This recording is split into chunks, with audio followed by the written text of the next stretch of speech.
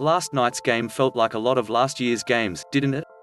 A random lineup thanks to injuries, Kyle Lowry and Pascal Siakam being brilliant, and the team getting timely contributions from deep bench pieces to build a lead and sustain it late. And so it went, with the Toronto Raptors beating the Los Angeles Lakers 121-114 last night. The Lakers didn't go quietly, but the Raptors didn't panic, and came away with the win. 1. Dapped up by LeBronMalachi Flynn started last night in place of Fred VanVleet, and before the opening tip got dapped up by LeBron James. James didn't play the last time the Raptors and Lakers met.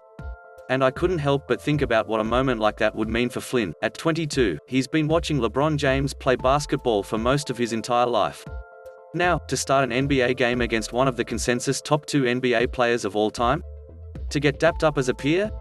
I just thought that must be really cool for Flynn. 2. Jalen Harris getting RunAs. We saw on Saturday, Jalen Harris got into last night's game fairly early on. Although I liked what he did on Saturday night, and I love getting him some minutes here as the season winds down, it's clear he still has a lot of work to do. In the frist quarter, he drove into traffic with the clock winding down, and got swallowed up by 2 Lakers. Early in the second, he got a soft layup swatted away by Markieff Morris. But hey, that's why he's getting the minutes.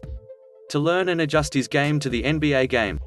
I don't know if he's an NBA player yet, but hopefully we'll have a better idea by the end of the season. 3.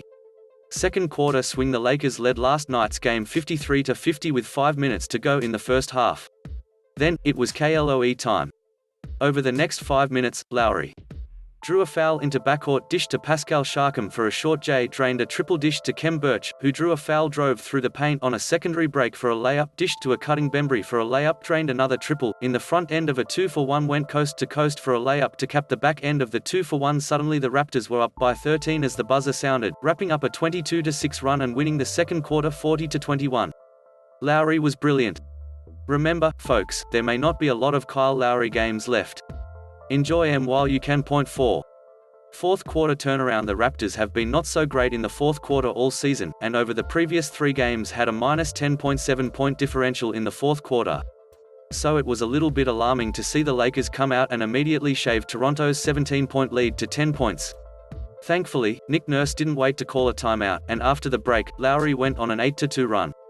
The Lakers pulled a Raptors and got the lead down to 2 possessions in the final minute, but the Raptors held on.